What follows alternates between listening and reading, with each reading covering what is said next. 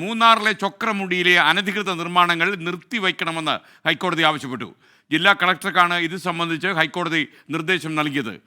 ഹൈക്കോടതിയുടെ ഉത്തരവ് നടപ്പാക്കാൻ ആവശ്യമായ സഹായം ജില്ലാ പോലീസ് മേധാവി നൽകണം. ചൊക്രമുടിയിൽ കയ്യേറ്റം നടന്നത് റവന്യൂ ഭൂമിയിലെന്നും കണ്ടെത്തലുണ്ടായി. എസ് ശ്രീകാന്ത് കൊച്ചിയിൽ നിന്നും തത്സമയം ചേരുകയാണ്. ശ്രീകാന്ത്, പറയൂ വിശദാംശങ്ങൾ. ചൊക്രമുടി വിവാദ വിഷയമാവുകയാണോ?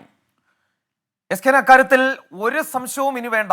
കാരണം ഇനി ഒരു ശ്രദ്ധാകേന്ദ്രം ഒരുപക്ഷെ ഓണത്തിന് ശേഷം എല്ലാ ശ്രദ്ധയും ഇനി കേന്ദ്രീകരിക്കാൻ പോകുന്നത് മൂന്നാറിലേക്കായിരിക്കും, ചൊക്രമുടിയിലേക്കായിരിക്കും എന്നുള്ള കാര്യത്തിൽ സംശയം വേണ്ട. അവിടെ വലിയ ഭൂമിക്കൊള്ള നടന്നു എന്നുള്ളതാണ് ഈ കേസ് അന്വേഷിച്ച, ഈ സംഭവം അന്വേഷിച്ച IG സേതുരാമൻ ഇപ്പോൾ റിപ്പോർട്ട് തയ്യാറാക്കിയിരിക്കുന്നത്.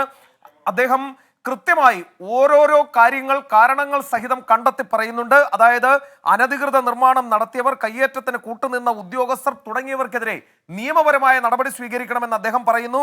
കയ്യേറ്റം പൂർണ്ണമായി ഒഴിപ്പിച്ച് റവന്യൂ ഭൂമി വീണ്ടെടുക്കണമെന്ന് പറയുന്നു. അവിടെ അനധികൃത നിർമ്മാണം നടന്നു, വലിയ തോതിൽ പാറപൊട്ടിക്കൽ നടന്നു എന്ന് അദ്ദേഹം ചൂണ്ടിക്കാണിക്കുന്നു. പുറമ്പോക്ക് ഭൂമിക്ക് ലൊക്കേഷൻ സർട്ടിഫിക്കറ്റ് വില്ലേജ് ഓഫീസർ നൽകി എന്നുള്ളത് അദ്ദേഹത്തിന്റെ കണ്ടെത്തലായി വരുന്നുണ്ട്. പരിശോധന നടത്താതെ സ്ഥലത്തിന് ഉടുമ്പൻചോല തഹസിൽദാർ നിജസ്ഥിതി സർട്ടിഫിക്കറ്റ് നൽകി എന്നുകൂടി പറയുന്നു. ഒരു തഹസിൽദാർ ആണെന്ന് ഓർക്കണം ഇത്തരത്തിൽ ഒരു സർട്ടിഫിക്കറ്റ് നൽകുന്നത്. വലിയ വീഴ്ച ഇപ്പോൾ അവിടെ സംഭവിച്ചു എന്നാണ് ചൂണ്ടിക്കാണിക്കുന്നതും. ഉദ്യോഗസ്ഥർ കയ്യേറ്റത്തിന് കൂട്ടുനിന്നോ എന്നത് വിശദമായി പരിശോധിക്കണം എന്നുകൂടിയാണ് ഈ റിപ്പോർട്ടിൽ ചൂണ്ടിക്കാണിക്കുന്നത്. SKN ഒരു കാര്യം ഉറപ്പിക്കാം, ഓണം കഴിഞ്ഞ് ചൊക്രമുടി ശ്രദ്ധാകേന്ദ്രമാകാൻ പോകുന്നു. ഹൈക്കോടതിയുടെ നേരിട്ടുള്ള ഇടപെടലിൽ അവിടെ അന്വേഷണം കർശനമാകാൻ പോകുന്നു എന്നാണ് മനസ്സിലാകുന്നത്.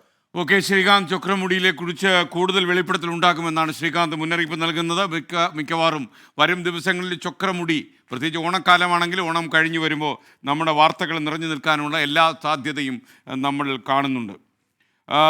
ആശ പറയുന്നു രാവിലെ മുതൽ വൈകുന്നേരം വരെ കണ്ടാലും കുഴപ്പമില്ല എന്ന് പറയുന്നു. സീന മുഹമ്മദ് പറയുന്നു 5 വയസ്സുള്ള കുട്ടി ചോദിക്കുന്നു നേരം വെളുത്തോ, എൻ്റെ ശബ്ദം കേട്ടിട്ടാണ് അങ്ങനെ പറഞ്ഞതെന്ന് പറഞ്ഞു. നേരം ഏതാണ്ട് വെളുത്ത് വരുന്നുണ്ട്. വെളുക്കാതിരിക്കാൻ നമ്മൾ പരമാവധി ശ്രമിക്കുന്നുണ്ട്.